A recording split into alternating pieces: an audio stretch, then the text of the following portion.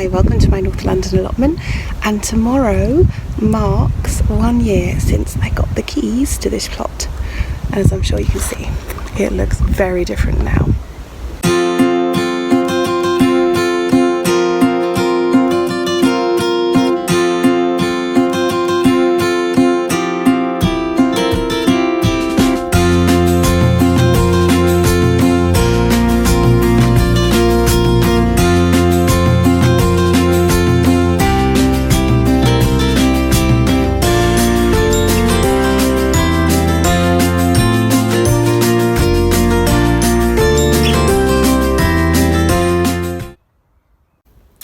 Now this is the spot from which I took one of my first photographs. My daughter was stood probably on that second potato bed, and all I could see was a flash of pink from her top and her hat because it was so high, this grass. I mean, you can see my little wild area in the middle. The grass grows very rapidly with a bit of sun and rain, and it had been untended for years, so there was lots of grass. So what have we done this year? My shed, although rickety and not brilliant, it's not fancy like, you know, I think all of us long for Vivi's shed, and what Vivi did next on YouTube, because her shed is just like the ultimate. But it's a shed, and that's why I chose this plot. Now you can see me and my dad have patched it one way or the other to fill in the gaps.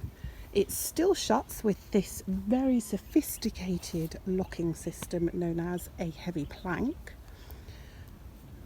and actually that may have saved my shed getting burgled, because a lot of the sheds on the plot were burgled recently, and you know, these were people who locked their sheds, and I've always said don't bother locking it because it looks like you got something worth nicking. And I think it's safe to say it doesn't really look like there's anything worth nicking in there, does it? So I had only two intact windows. Hello, reflection. I only had two intact windows when I got the plot, and as you can see there were huge gaps in these two. This one here was in pieces on the floor, and I looked at prices for glass and for perspex, and I just couldn't afford it. It was like 20 odd quid plus then postage for something to plug a gap. So I thought, well, what can I do? So I had a look at these bits of glass that were on the floor, and if you've ever done touring theatre, there's nothing you can't mend with a bit of gaffer tape. So I did my best mending with some gaffer tape, and then I've just sealed it in place with some of this fire foam, and there's just some silicone stuff my dad put around when he came up just to seal the gaps. He's also done a bit of sealing on the roof there. So it's withstood the winter, which is the main thing. And you know what? If I win the lottery, I'll get a Vivi shed. But until then, it does. So also put up the grow house, which is obviously temporary for the growing season. It will have to come down later. The wind comes from the opposite direction, so hence it facing this way. And you know what? It's been brilliant. I wouldn't do without one now. It's absolutely fantastic. I mean, the snails and slugs have found their way in, but everything's growing so nicely in there. It's really given everything a bit of a boost. And what I intend to do when these kind of eventually go out is I'm going to open up that grow bag. I might even do it today if I get time. Pop an aubergine, tomato in, and maybe a cucumber, and let them grow up in here. This was the compost I inherited last year, and I thought, yay, compost. It's rubbish. I think a fox or the wind has prized that open there, because literally all I can do with it is cover it and hope it rots, because it's just a weedy mess. But it's very handy to have these pallets up. Also inherited all these pipes. I don't have any netting at the moment, so I can't use those, though I could probably do with putting those over my cabbage. Go through here. It's an incinerator bin which I bought, but I can't use now till October because of the changed rules. Water butt inherited that had a huge crack in it, so I need to take that to the tip. And here we go. This is slightly wilder than I have had it.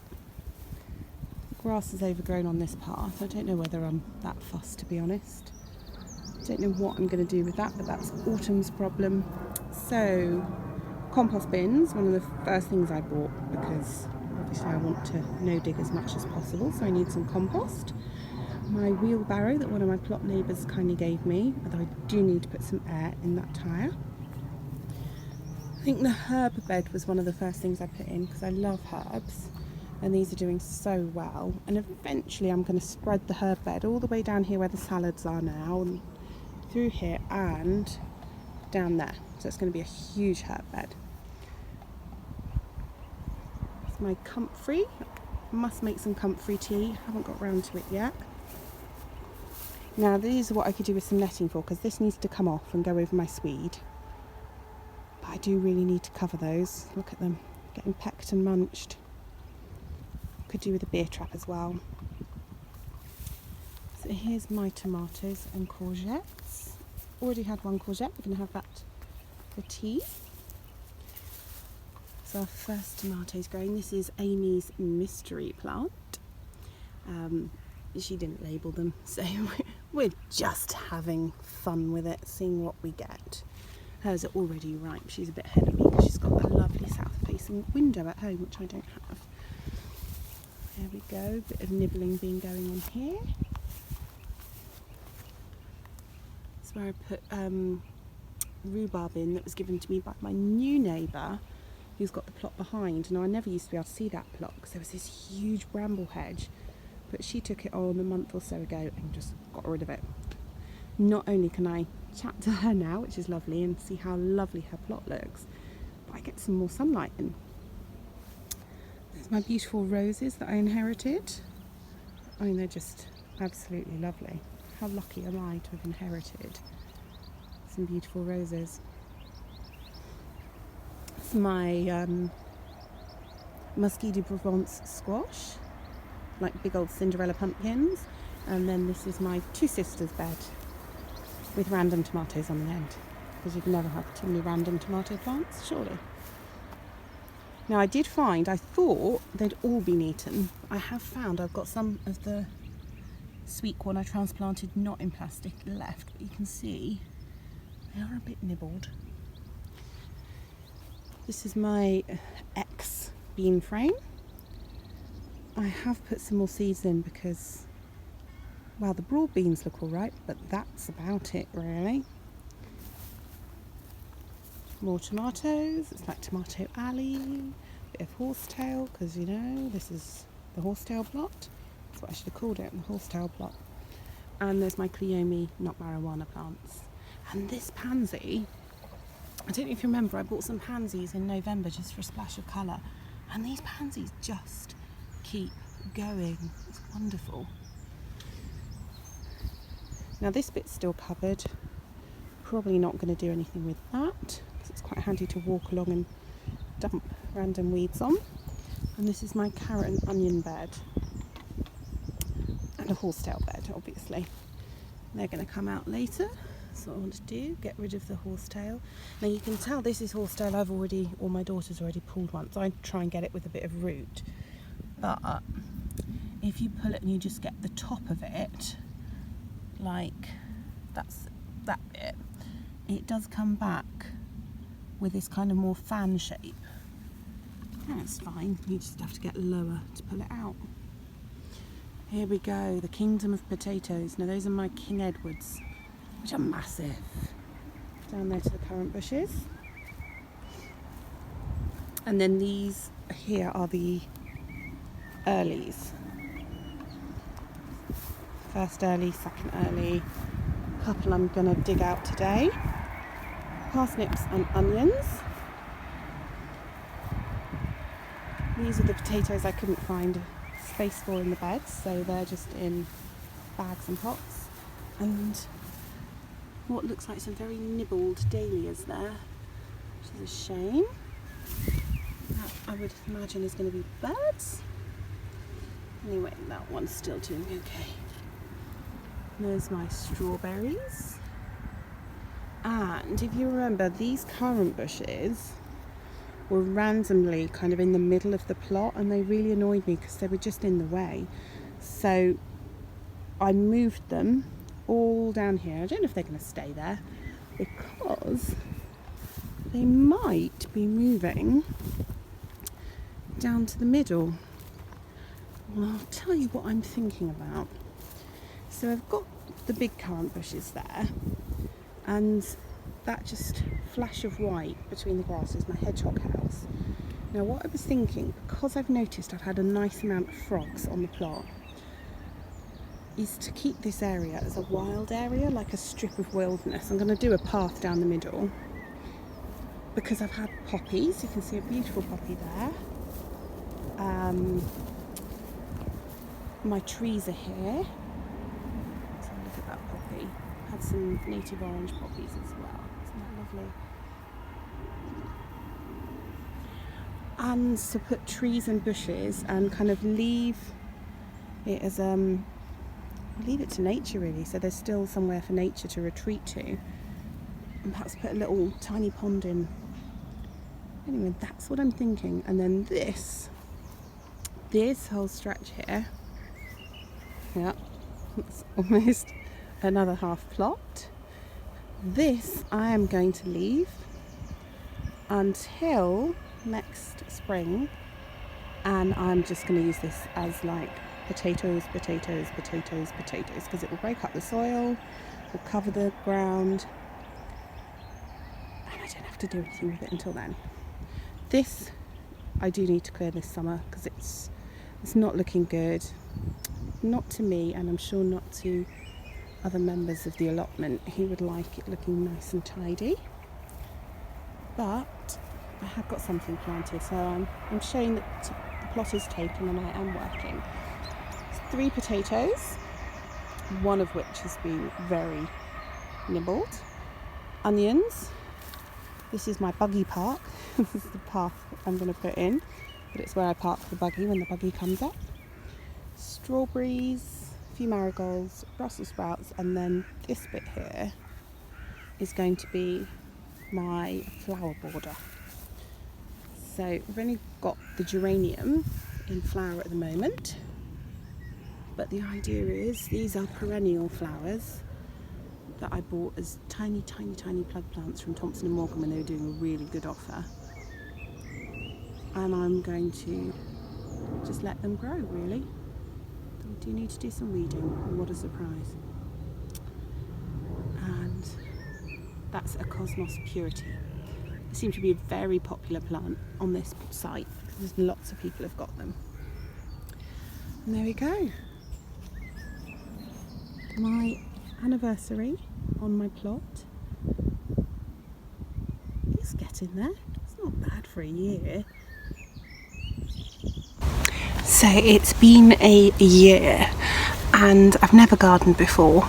I'm not quite sure what put it in my head, to be honest. I must have been reading something or watching something and I probably thought, wow, it'd be really good to grow my own vegetables, feed the family organically. Also, I was very aware of food waste, and this is a great way to try and be a bit more zero waste. I mean, I don't know if we can ever be zero waste, but we can try and be minimal waste, can't we?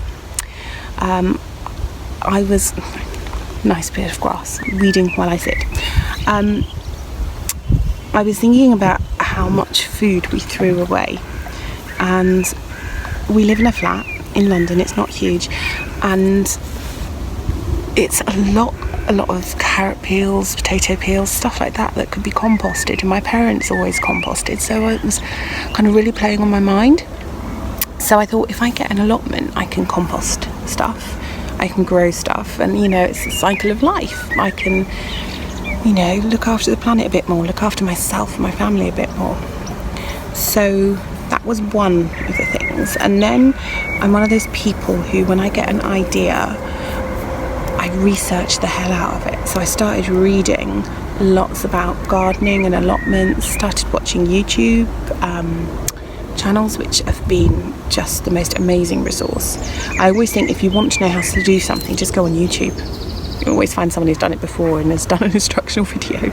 So I really got into it, and then I put my name down on the waiting list for my nearest allotments, which are near my daughter's school. And I thought, oh God, it's London, people are waiting 8 to 10 years. Probably wouldn't even live in London by the time I get one. And it literally took a couple of months. and I got a call, came down, viewed in June, had a look at this plot and another one which was just a half plot, and I wanted the shed and the compost area, and the chap said, well, he'd halve it for me because I thought like the whole plot would be too much. So I just took on the half plot first and started clearing it. Started beginning of July to clear it because I didn't have a free evening until then, and literally most evenings, because my husband wasn't working evenings then, I was up here clearing bit by bit, did it bit by bit, and I took photos of what I had done so I wouldn't forget, because it's so easy to forget. And then I was watching more YouTube channels, and I think it was the 12 Tips of Christmas, and I think it was Jane Kelly from Jane's Allotment, and she said, start filming what you do, you know, join the community, record what you're doing. And I kind of thought that's a really good idea, because I do forget where I've put things. I do forget how much I've done. So I thought, oh, I'll make a little film and I'll just keep it for myself. So I put it together with like iMovie, like Movie Maker, the really basic package that I'd used at school with children actually, so I knew how to use it. So I put this all together and I thought, should I make a channel? So I just kind of popped it on there, and I didn't really think much of it. Did put more posters on Instagram, really, because I didn't want to bore my Facebook friends. So I was like channeling my gardening passion away from boring all my friends who might not be into gardening. Though it's amazing, once you start allotmenting, so many people come out of the woodwork as allotmenters or gardeners. It's amazing once you start talking to people what you can share. And like my friend Amy, who's on the plot up the road, I'm going to go visit her later and probably drag her to the garden centre, because I want a herb planter to keep at home. You know, you get talking, you share seeds, you can share plants, like her mystery tomatoes. It's great because you can also say, has this happened on yours yet? Like my potatoes have started dying back, but hers haven't. But then hers are all in pots, so does that make a difference? You know, little things like that. And really, in summary, after all that waffle, it's been an amazing year. Coming here lifts my spirits. And as I said, we live in a flat, we don't have outside space, and it's like that grassy area is going to stay a grassy area because that's for the children. So I put down a picnic blanket, put the toys out, they can have their picnic lunch there. It gives them an outside space which we don't have otherwise, which is really, it's not nice for children not to have a garden really. I think everyone should have a garden. As I said, we've eaten our first potatoes.